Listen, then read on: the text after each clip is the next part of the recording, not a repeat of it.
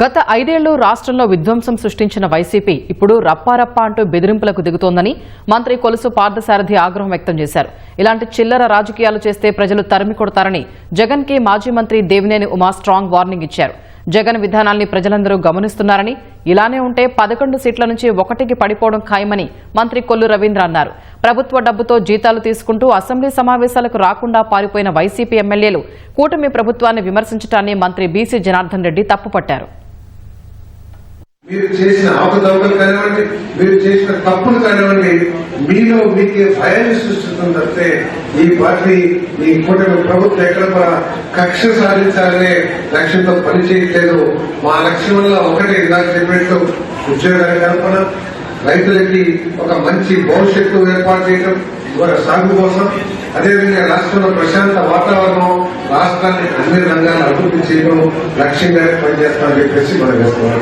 శాసనసభకి వెళ్లే ధైర్యం లేదు, భారత రాజ్యాంగం మీద నీకు గౌరవం లేదు. రాజారెడ్డి రాజ్యాంగంతో పోలీసు యంత్రాంగం ఊరుకుంటుందా?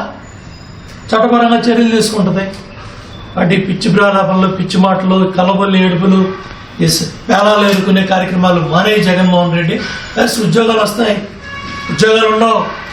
ముఖ్యమంత్రి పదవి పోయింది నీకు. మళ్ళీ ఎవరిని ఏం చేయాలనుకుంటున్నావు ఈ రాష్ట్రాన్ని? మీ మీద ఉన్నటువంటి కేసుని మీరు పరిష్కారం చేసుకోవడానికి మీరు ఎందుకైనా కోర్టులు ఎక్కడ తిరుగుతున్నారో సమాధానం చెప్పాలి. రప్ప రప్ప రప్ప ఏంటిది? సినిమాల్లో డైలాగులు చెప్తే తప్పేంటి అంటారు. నిజ జీవితం అయినా జరుగుతాయా? ఇవాళ జగన్మోహన్ రెడ్డి మాట్లాడుతున్నటువంటి విధానాన్ని ఇంకా ఒకసారి ప్రజలందరూ కూడా గమనిస్తా ఉన్నారు.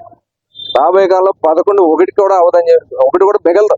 అది పరిస్థితి. వాళ్ళ ఉనికిని కాపాడుకోవడానికి రౌడీలు కావాలి, దుర్మార్గులు కావాలి, ప్రజా వ్యతిరేక శక్తులు కావాలి తప్ప ప్రజలు చేసేటువంటి మేలు గాని, లేకుంటే మా ప్రభుత్వం చేసేటువంటి దాన్ని కూడా ఎక్కడ సమర్థించలేక ఈ రోజు మళ్ళీ రౌడీల రాజ్యం తేవాలి, రౌడీ రాజ్యం వచ్చి పరిపాలించాలనుకుంటే అది కళలు కన్నే ప్రభుత్వమే అవుతుంది. కళలు కడాల్సిందే తప్ప మీద కాదు.